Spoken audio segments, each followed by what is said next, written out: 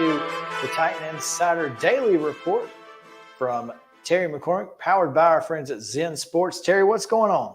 Well, Ryan Tannehill, a little bit tired of talking about the Week 1 loss to the Saints. He's ready to move forward, and I'm sure a lot of Titans fans are probably ready to move forward with him. This is your Titan Insider Daily Report, powered by Zen Sports. Tannehill met with the media today, and he graciously answered a few questions about his poor play Sunday in New Orleans. But then after about 6 or 7 of those questions, he was ready to move on. As he should have been. He reached his limit, huh, Terry? Yes, he did. Well, unfortunately, it's only Wednesday. So true. It's one of those things where I think Ryan Tannehill, obviously, it's going to be on the minds of Titans fans until he goes out and redeems himself. And as he said, Sunday can't come fast enough. He said that he is already, when he got on the bus after leaving the Superdome, he texted Tim Kelly and said he's ready to go back to work and try to clean up the mess. And Sunday, certainly looking for the chance to improve upon what he did, because as you guys know, one play here or one play there could have changed the entire complexion of the game, but just unable to get it done. The glass half empty part of me says, be careful what you wish for, Ryan. But that's got to be his attitude. And I mean, I can understand him being a little bothered by it, but the fact of the matter is his performance was glaring in a 1-point loss. True. And it's a situation where he knows he has to do better. And, if he doesn't do better this week, then you're going to start to hear those whispers of what's next and what's wrong. And they won't be whispers. And where do the Titans go from here? No, you're exactly right. There will be situations where people will be going, what do the Titans do at the quarterback position? Because, behind Ryan Tannehill, we know they have Malik Willis, who has a little bit of experience, and Will Levis, who has none. So there you have it. And may or may not be injured. Who knows? So, yeah, and I made this argument yesterday, Terry, and I'm not going to harp on it, but, myself included, I was frustrated Sunday. I was incredibly frustrated. I was ticked off because I spent all offseason defending this guy, and he makes me look like an idiot all day long. And then I go back and watch the rest of the NFL, and it's like, okay, well, crap. Everybody kind of looked like trash on Sunday. At least, some of the top tier quarterbacks, Joe Burrow, Josh Allen. I mean, it seemed like it was just one of those days, maybe. And so obviously, if Ryan Tannehill comes out, plays like Ryan Tannehill can play, this team has an opportunity to win, and to do that, and for him to play at his top level, they've got to put the ball in the hands of their running backs. Any chance that happens this weekend? I think they have to. I think they have to get Derrick Henry more involved, because the Chargers' weakness would appear to be their run defense. You don't want to put yourself in 3rd and 8 and allow Bosa and Mack to just tee off and come at your quarterback, especially behind an offensive line that, is still learning to work together and still starting to gel. You brought up Joe Burrow and Josh Allen. The difference is this, guys, and this is why I think it's, imperative to watch Tannehill and see what happens. When you're 25 or ever how old Allen and Burrow are, it's chalked up as a bad game. When you're 35, like Ryan Tannehill, then it's, is he on his last legs? And I think that's what everybody is worried about.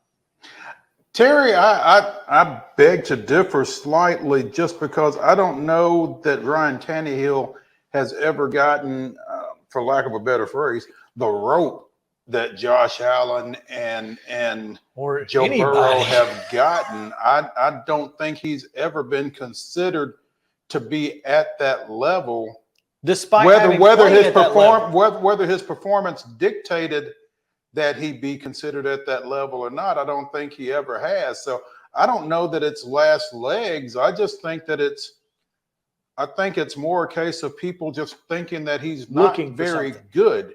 And I don't know that his performance relative to particularly Josh Allen and Joe Burrow deserve to be dismissed like that. And again, as Chris said, when you look at the games that they had this weekend against the game that he had this weekend, all three of them were bad. Why is it that Tannehill is being dealt with so much more harshly, maybe, than the other two?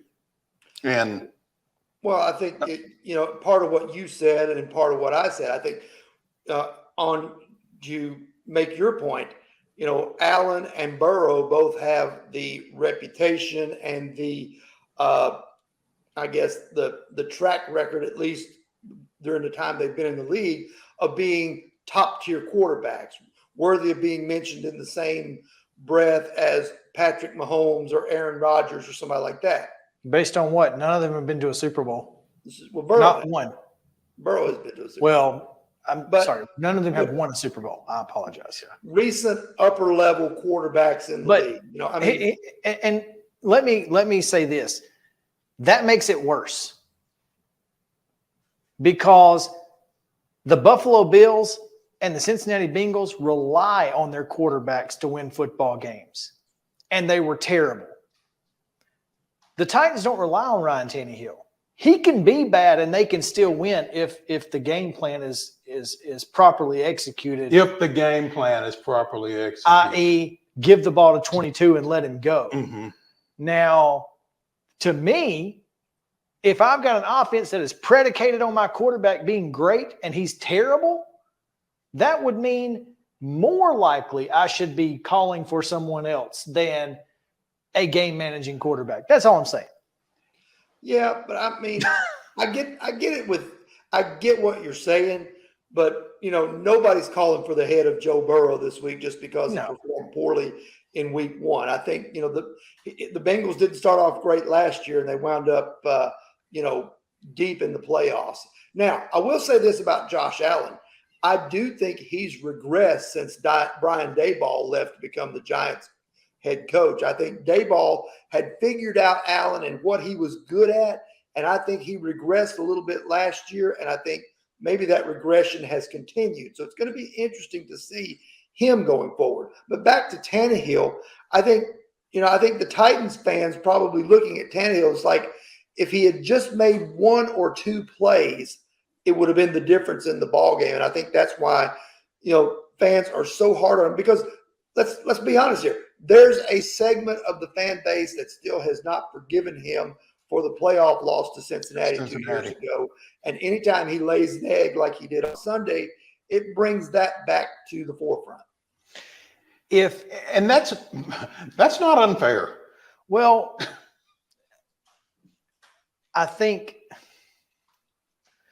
I don't want to rehash this again and again because I've done it a gazillion times.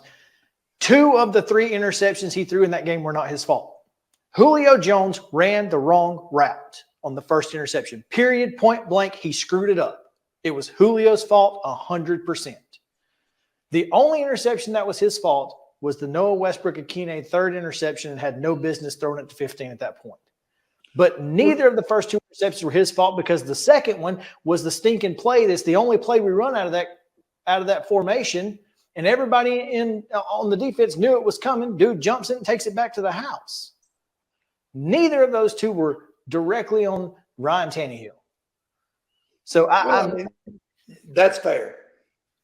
But it's neither here nor there. I'm just saying, if Tannehill had played against the Bengals like he played on Sunday, absolutely, I will give you that all day long. But this was an anomaly of Ryan Tannehill as a Titans quarterback, period.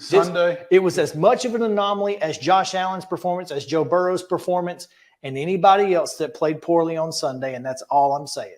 Well, hopefully it will prove Sunday against the Chargers to be an anomaly. I hope he doesn't have to prove it. I hope that they run the dadgum football. Their coach wears a hat that says so.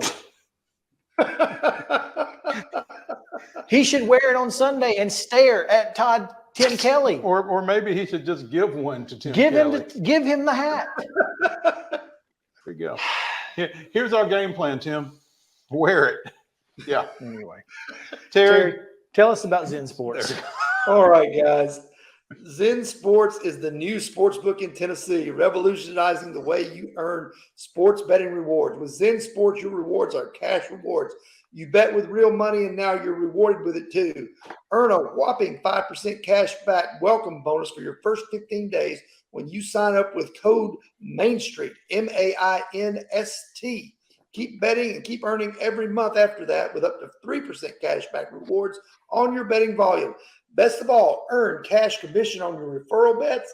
Zen Sports Referral Rewards Program.